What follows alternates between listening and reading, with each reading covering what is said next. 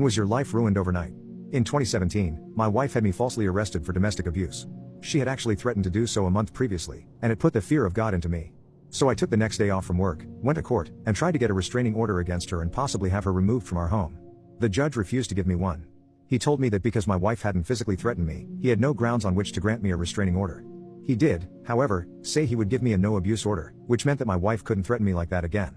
I told His Honor that if that was all the court was willing to do that day, I'd much prefer to just drop the whole matter, as having my wife served with a no-abuse order would fail to offer me any real protection from false accusation and would just make the situation worse. But he said he'd already begun writing out the order and was going to give it to me anyway. He then wished me good luck and a good day. There was a court advocate who had assisted me with the restraining order paperwork and gone with me before the judge. She was a very sweet girl, and when we got outside the courtroom, she said to me, "Christopher, I think the court really let you down today." "And I'm sorry it worked out that way," I said. "Yes, the court has really let me down today. And I guarantee you that sometime within the next few months, my wife is going to have me thrown in jail." And she said, "Well, I sure hope that doesn't happen. Good luck, Christopher, and I hope everything works out for you." And indeed, the no-abuse order did in fact make things worse, much worse.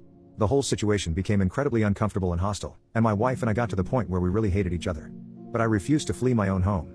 And just as I had predicted, about a month after I tried to get the restraining order, she had me arrested. We had been arguing that evening and said some really nasty things to each other. And then she left our apartment and went across the hall to a girlfriend's. I thought it was all over. 10 minutes later a police car pulled up in front of our building, lights flashing. I knew immediately my wife must have called them.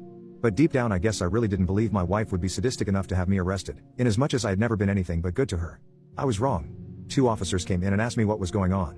I said, "Nothing's going on, and I have no idea why you guys are here." They asked, "Has there been an altercation between you and your wife?"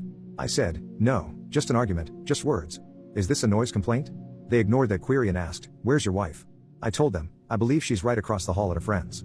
"Okay," they told me, "stay here while we go speak to her." "No problem," I replied. They went across the hall and were there for 20 minutes. And I knew something must be going on because it doesn't take 20 minutes to tell 2 cops that we just had an argument and that everything was fine.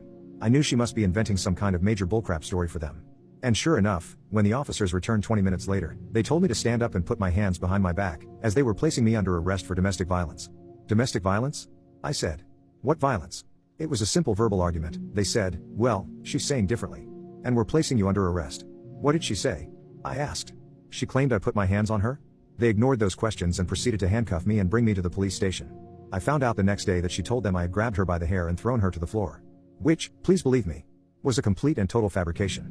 Another invention on her part. I've never hit a woman in my life or treated a woman in any such fashion. Never. I spent 18 days in jail. I just got paid the night my wife had me arrested and had $800 cash on me. But the bail bondsman set my bail at $1,500 because I had a DUI from 16 years ago and one other minor charge on my record. And because domestic violence is taken so seriously here in the Bay State. I knew I could get the bail reduced, which I did. But I had to sit in jail for 18 days before I could get in front of a judge again and get my bail lowered to $500 and spring myself, which I did. Of course, my wife had immediately